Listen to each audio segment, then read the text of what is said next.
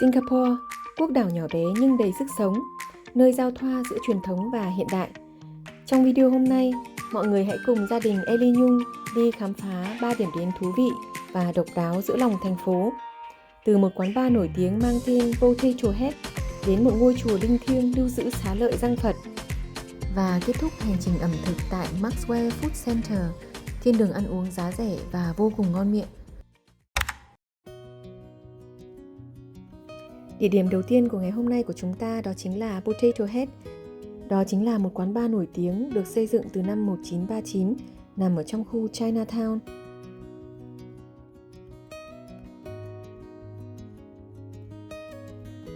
Khách sạn nhà mình thuê thì nằm ngay ở khu Chinatown này, đối diện với Potato Head luôn mọi người ạ.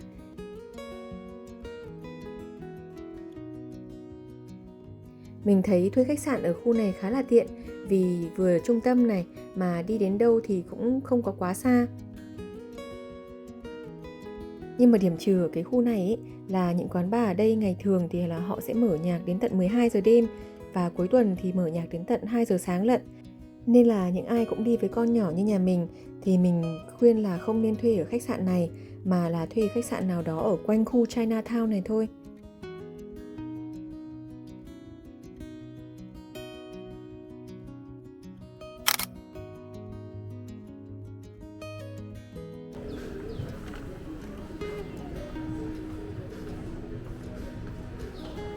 Bây giờ nhà mình sẽ đi khám phá khu Chinatown này nha mọi người.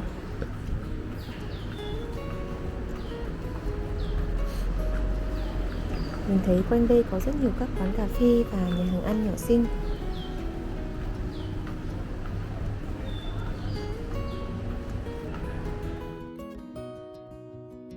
Ngày xưa, khu vực này từng là nơi ở và sinh hoạt của cộng đồng người Hoa nhập cư, nhưng ngày nay nó đã lột xác thành một địa điểm đến thời thượng cho giới trẻ.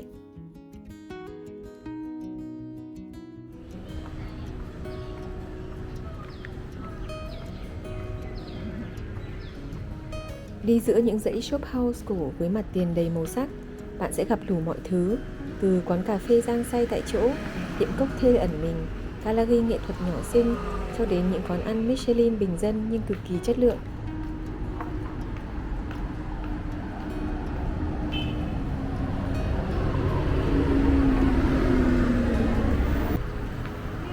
Dọc trên con phố này cũng có rất nhiều những nhà hàng, quán ăn mọi người ạ.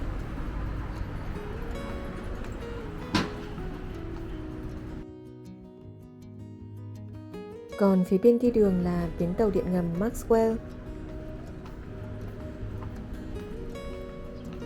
Nhà mình đang đi bộ ngay cạnh Jinrikisha Station, là một di tích lịch sử hiếm hoi còn sót lại từ thời thuộc địa.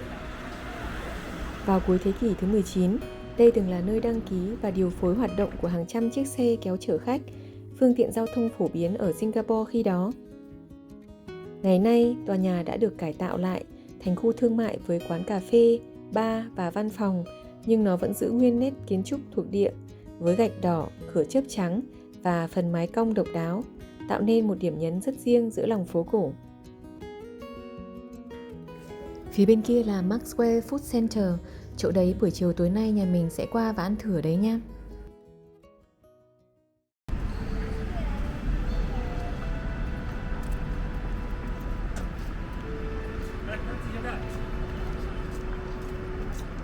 Chỉ cách Potato Head vài bước chân, chúng ta đến với một không gian linh thiêng và tĩnh lặng, ngôi chùa Buddha Tooth Relic Temple, hay còn được gọi là chùa Giang Phật. Chùa Giang Phật tọa lạc ngay trung tâm khu Chinatown trên đường South Bridge Road. Đây là một trong những khu phố cổ sôi động và giàu văn hóa nhất Singapore, chỉ cách khu tài chính vài phút đi bộ và gần ngay các trạm tàu điện ngầm. Chùa nằm giữa một không gian đối lập thú vị. Một bên là những tòa cao ốc hiện đại vươn cao, một bên là những con phố cổ đầy màu sắc và đậm chất Á Đông.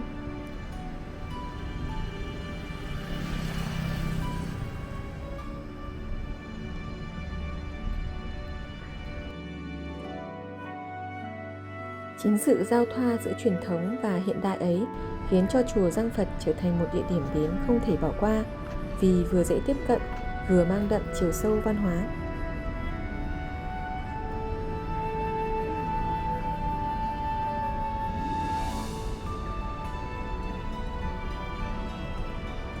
Ngôi chùa này được xây dựng vào năm 2007, tuy còn khá mới nhưng lại mang kiến trúc thời nhà Đường của Trung Hoa cổ đại. Mái ngói đỏ uốn lượn, cột gỗ sơn son thép vàng, từng chi tiết được chạm khắc tinh xảo và trang nghiêm.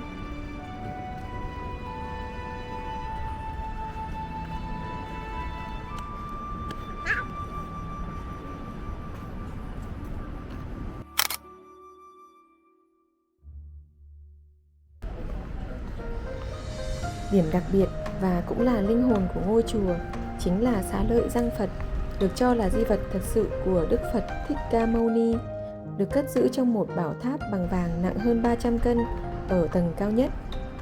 Đây không chỉ là một điểm đến tâm linh quan trọng đối với các tín đồ Phật giáo, mà còn là nơi để chiêm nghiệm và tìm thấy sự bình an giữa lòng thành phố.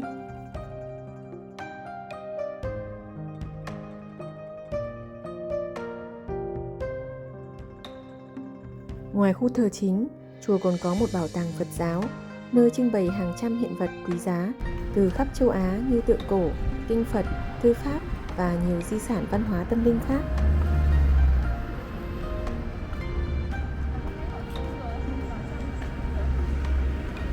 Chùa Răng Phật không chỉ là một công trình kiến trúc mà còn là một biểu tượng văn hóa, nơi hiện đại và truyền thống cùng tồn tại và giao thoa một cách đầy trân trọng.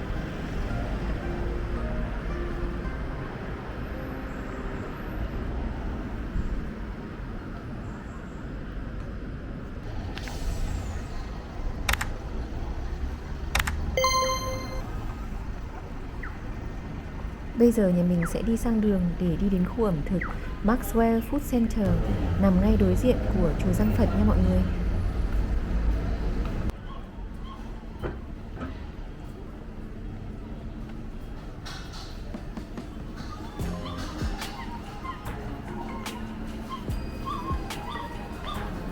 Sau khi đã no mắt với cảnh đẹp và no lòng với văn hóa, đã đến lúc no bụng tại một trong những khu ho cờ nổi tiếng nhất Singapore, Maxwell Food Center.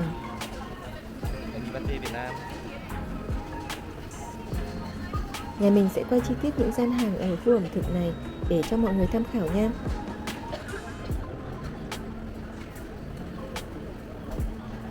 Maxwell Food Center là một trong những trung tâm ăn uống huyền thoại nhất Singapore. Nằm ngay giữa khu Chinatown, chỉ cách chùa Răng Phật vài bước chân, Maxwell không phải là một nhà hàng sang trọng, cũng chẳng cần thực đơn cầu kỳ. Đây là thiên đường ẩm thực đường phố, nơi quy tụ hơn 100 gian hàng ăn uống đủ loại, với giá cả vô cùng phải chăng và hương vị thuộc hàng đỉnh cao.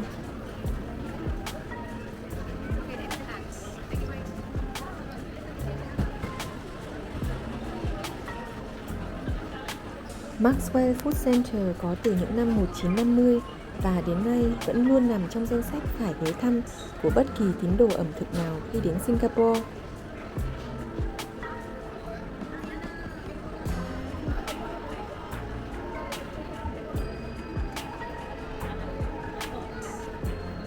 Hôm nhà mình đi này thì mình cũng thấy có một vài cửa hàng không mở cửa mọi người ạ.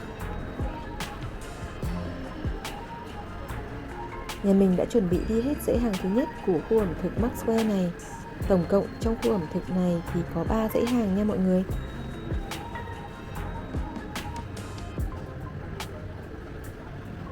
Ở giữa là những dãy bàn ghế đã được kê sẵn, và ở đây thì có quạt trần nhưng mà vẫn khá là nóng mọi người ạ.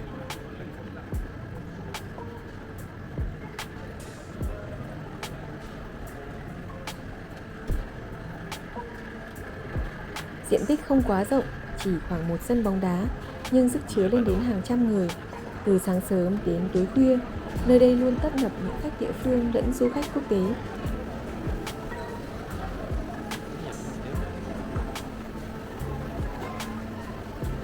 Giờ mở cửa dao động tùy gian hàng, nhưng phần lớn bắt đầu từ 8 giờ sáng đến khoảng 10 giờ tối. Nếu muốn thưởng thức những món ăn nổi tiếng nhất, bạn nên đến vào tầm trưa hoặc chiều sớm, vừa kịp giờ vàng, vừa tránh được cảnh cháy hàng. Đây là một quán ăn rất nổi tiếng ở khu ẩm thực này, tên là Tian Tian Hainanese Chicken Rice. Mọi người xem hàng xếp hàng dài không này.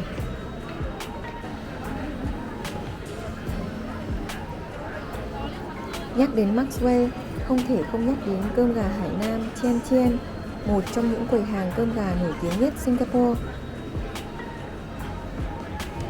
Món ăn tưởng chừng đơn giản với thịt gà luộc mềm mượt, cơm nấu từ nước luộc gà và nước chấm đặc trưng. Nhưng chính sự tinh tế trong cách nấu, độ mềm của gà và lớp cơm óng ánh béo nhẹ đã làm nên danh tiếng.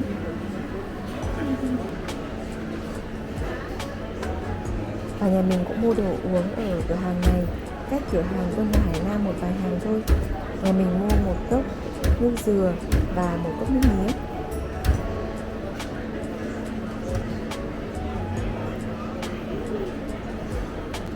Dừa bên này thì họ bán 3 Singapore đô la cho một quả, và nước mía là 2 Singapore đô la cho một cốc.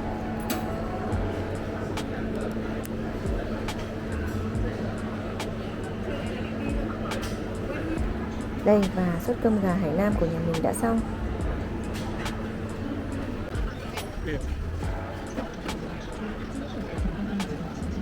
Khi đến Maxwell, bạn có thể khám phá cả một bản đồ ẩm thực của Singapore, từ Trung Hoa, Mã Lai đến Ấn Độ, tất cả đều hội tụ ở đây.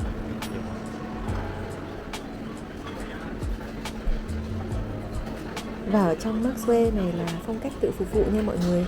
Tức là mình sẽ ra tự gọi đồ ăn, sau đó mang ra chỗ ngồi mà mình muốn. Và sau khi ăn xong thì mình phải tự dọn bát đĩa của mình đi. Không chỉ cái này mà bên này còn có một gian. Vừa rồi là nhà mình đã đi hết dãy hàng ăn đầu tiên, và bây giờ nhà mình sẽ rẽ sang dãy hàng ăn thứ hai này nha mọi người. Ra bên này.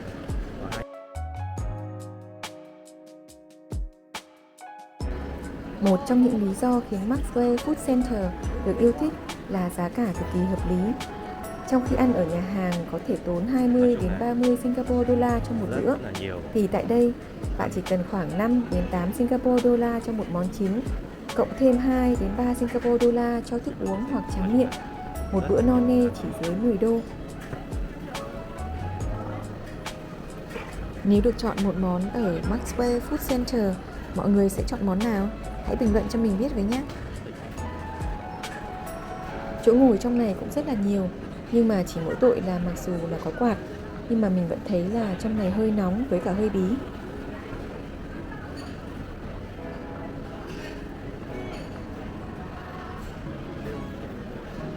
So với các trung tâm ăn uống trong trung tâm thương mại như là Lau Pa Sat hay Marina Square, Maxwell có mức giá rẻ hơn rõ rệt, lại mang đậm chất tinh thần đường phố và sự gần gũi với người bản địa.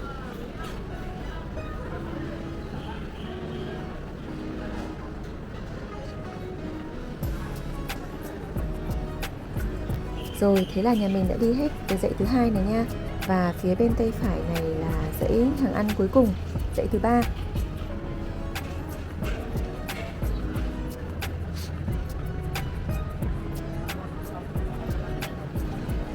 Ngoài những cửa hàng bán đồ ăn chính ra thì mọi người cũng có thể thấy những cửa hàng bán đồ ăn tráng miệng.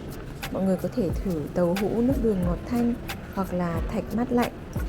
Còn nước uống thì có đủ kiểu, từ nước mía tươi ép tại chỗ, trà sữa, trà hoa cúc đến những ly sâm lạnh mát dịu. Nói chung là trong này có rất nhiều các gian hàng và vô vàn sự lựa chọn mọi người ạ. Nhà mình mua một quả dừa với giá 3 Singapore đô la và một cốc nước mía với giá 2 Singapore đô la. Tiếp đến thì nhà mình có đặt một suất cơm gà Hải Nam ở cửa hàng Tian Tian Chicken Rice. Món cơm gà Hải Nam này mình thấy ăn cũng ngon mọi người ạ. Thịt gà rất là mềm, có chút nước sốt, một chút ngọt ngọt, có thể ăn kèm nước muối, ớt và cơm.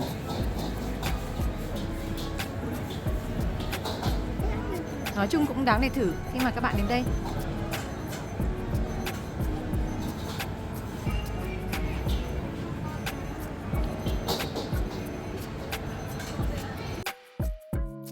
Và nhà mình có đặt một suất này với các loại thịt khác nhau, bao gồm là thịt quay, thịt xá xíu với cả vịt quay với giá 12 Singapore đô la.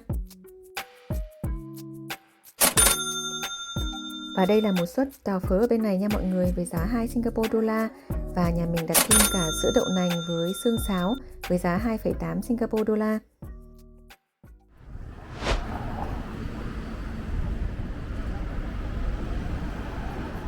Đây là cảnh chùa Giang Phật vào buổi tối mọi người ạ.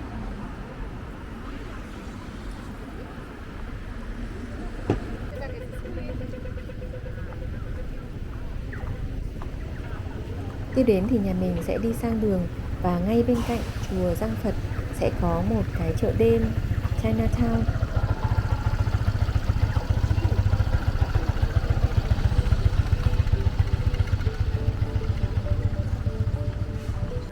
Nếu có một nơi nào ở Singapore mà bạn có thể cảm nhận được linh hồn của khu phố người Hoa chỉ bằng cách đi bộ thì đó chính là Chinatown Street Market, khu chợ đường phố nổi tiếng nhất nhì đảo quốc.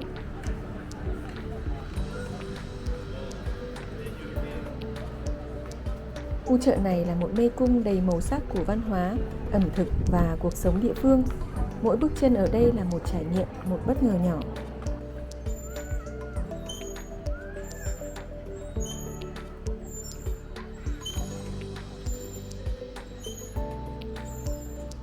Bạn sẽ thấy Chinatown Street Market như một triển lãm khổng lồ ngoài trời với hàng trăm quầy hàng bán đủ mọi thứ, từ lồng đèn thủ công, đồ lưu niệm, áo thun in hình Merlion cho đến trà Trung Hoa, thuốc bắc, đá phong thủy và cả những món đồ cổ độc đáo.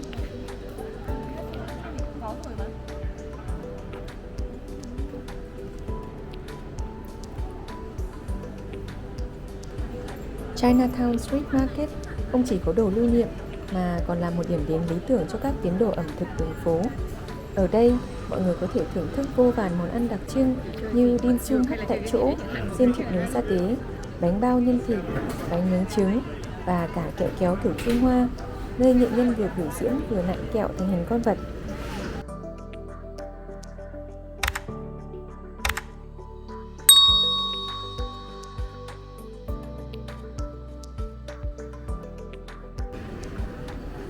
Một trong những điểm nổi bật là khu vực được mệnh danh là Food Street, nơi những chiếc bàn ăn xếp san sát dưới ánh đèn vàng ấm, với khói nghi ngút bốc lên từ hàng quán ven đường.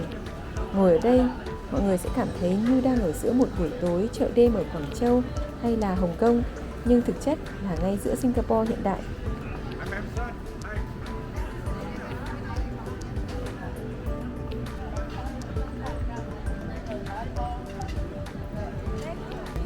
Ở cửa hàng bán trái cây này mình thấy họ có bán cả sầu riêng nha mọi người. Một cái suất sầu riêng Musang King này thì là có giá khoảng 38 Singapore đô la. Trông cũng khá là ngon đấy, nhưng mà nhà mình sẽ để dành bụng để sang Malaysia và ăn thử các loại sầu riêng ở bên đấy nha.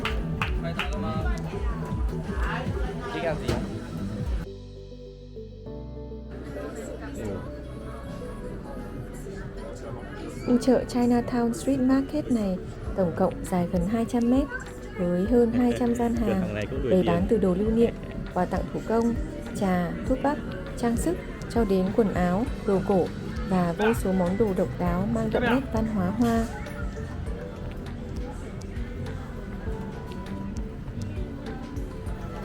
Khu chợ này thường mở cửa từ 10 giờ sáng đến khoảng 10 giờ tối, đặc biệt nhộn nhịp vào buổi chiều và tối. Vào dịp Tết Nguyên đán, khu chợ được trang trí rực rỡ với đèn lồng, câu đối đỏ và nhạc xuân truyền thống vang lên khắp phố.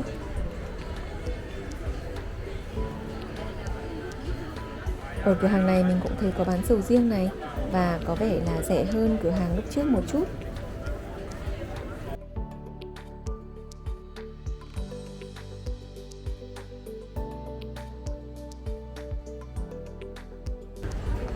Chinatown Street Market là một phần không thể thiếu trong hành trình khám phá Singapore. Không chỉ vì nó đẹp mà vì nó sống động, chân thật và đậm đà bản sắc. Dù mọi người đến đây chỉ để mua sắm, ăn uống hay chỉ đơn giản là đi dạo thì chắc chắn bạn sẽ mang về cho mình một chút gì đó, một món đồ, một bức ảnh hay một cảm xúc khó quên.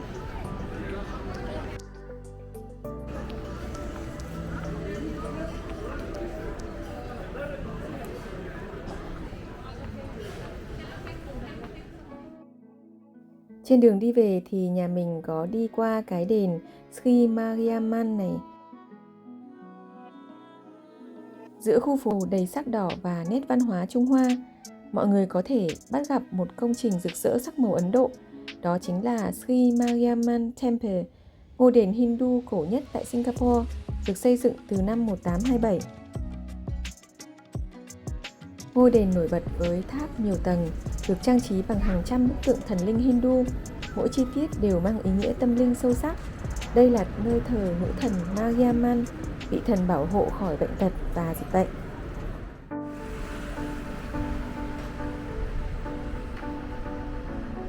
Từ quán bar Potato Head đến tiếng chuông ngân trong chùa Giang Phật, từ hương vị đậm đà trong một đĩa cơm gà tại Maxwell Food Center đến sắc màu sôi động ở chợ đường phố Chinatown và ngôi đền Hindu cổ kính Sri Mariamman, tất cả đã tạo nên một bức tranh đa sắc về Singapore, sống động mà cũng đầy chiều sâu.